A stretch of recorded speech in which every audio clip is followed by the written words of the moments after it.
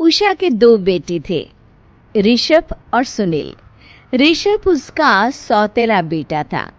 उषा हमेशा ही अपने सगे बेटे सुनील को ज्यादा प्यार करती थी। सुनील की शादी हो चुकी थी और ऋषभ की शादी भी निशा नाम की लड़की से हो जाती है। उषा सुनील की पत्नी कीर्ति को ज्यादा प्यार करती थी। एक दिन वो अपनी बहू कीर्ति के लिए साड़ी ले आती है। ये लो बहू, तुम्हारे लिए साड़ी लाई हूँ।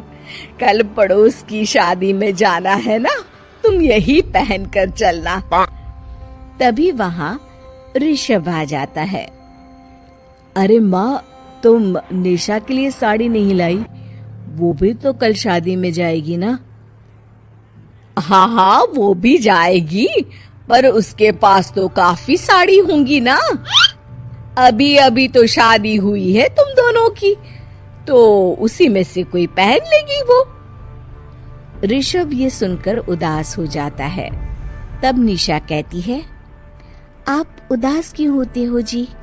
सही तो कह रही हैं मम्मी जी।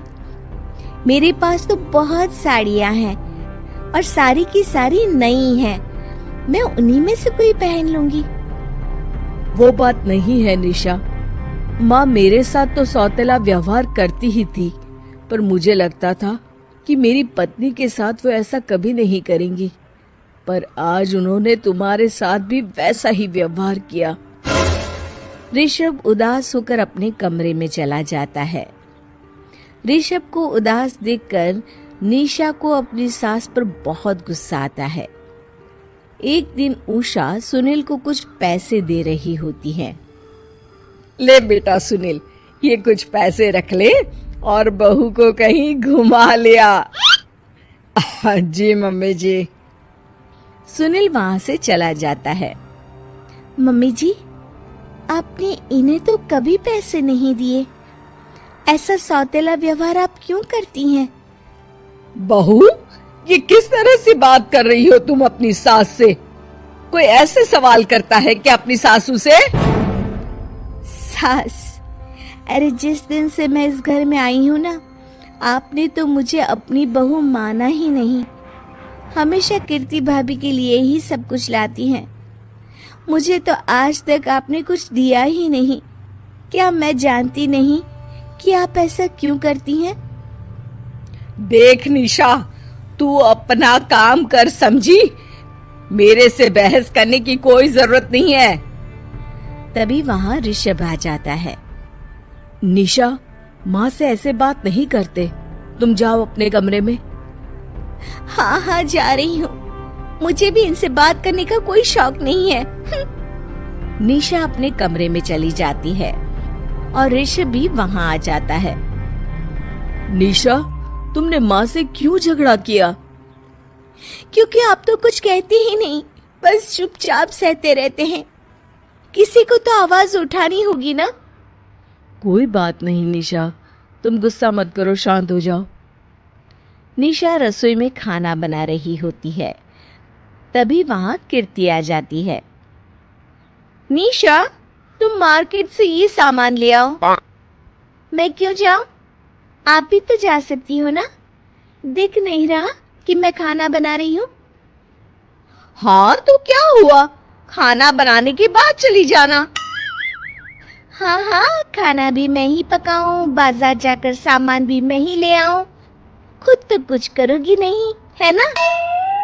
ओहो, जुबान तो देखो कैसे चल रही है। सुनो, तुम अभी आई हो इस घर में, तमीज में रहो, वरना सासू माँ से कहकर मायके भिजवा दूंगी तुम्हें। हाँ। ओह, हाथ लगाकर दिखाओ मुझे, देख लूंगी। बहुत मनमानी हो गई तुम दोनों की, समझी? निशा लिस्ट कीर्ति के ऊपर फेंक देती है। कीर्ति निशा को मारने आती है तो निशा उसका हाथ मोड़ देती है। मर गई रे, छोड़ मेरा हाथ। आज के बाद मुझसे कोई बदतमीजी की तो अच्छा नहीं होगा। कीर्ति रोते हुए अपने कमरे में चली जाती है। उस निशा चुड़ैल ने मेरा हाथ मोड़ दिया। मुझे नहीं रहना इस घर में। अरे कैसी बेकार की बातें कर रही हो। अरे निकालना ही है तो ऋषभ और निशा को निकालेंगे। नहीं, मुझे अलग घर चाहिए। कान खोलकर सुन लीजिए, हम दोनों इस घर से जल्द जाएंगे। आप नए घर का इंतजाम कीजिए बस। मैं इन दोनों के साथ ज्यादा नहीं रह सकती। हाँ वैसे मैं भी कुछ दिनों से सोच रहा था। अच्छा हुआ तुमने कह दिया। मैं माँ को भी बता देता हूँ। माँ, वो क्या करेंगी तुम्हारे साथ जाकर? मैं चाहती हूँ कि तुम और मैं, बस हम दोनों ही कहीं शिफ्ट हो जाएं, इस सब झमेले से दूर। अरे पर माँ को यहाँ छोड़कर इस तरह से जाना ठीक नहीं रहेगा कीर्ति। वैसे वो तुम्हें कितना प्यार भी तो करती हैं। नाम का ख्याल रखती है, क्योंकि तुम सगे बेटे हो ना, इसलिए। तुम अगर सौतेले होते तो मेरे साथ भी ऐसे ही सलूक करती जैसे अभी तुम्हारे सौतेले भाई और उसकी पत्नी से करती है। अरे पर फिर भी कुछ भी नहीं।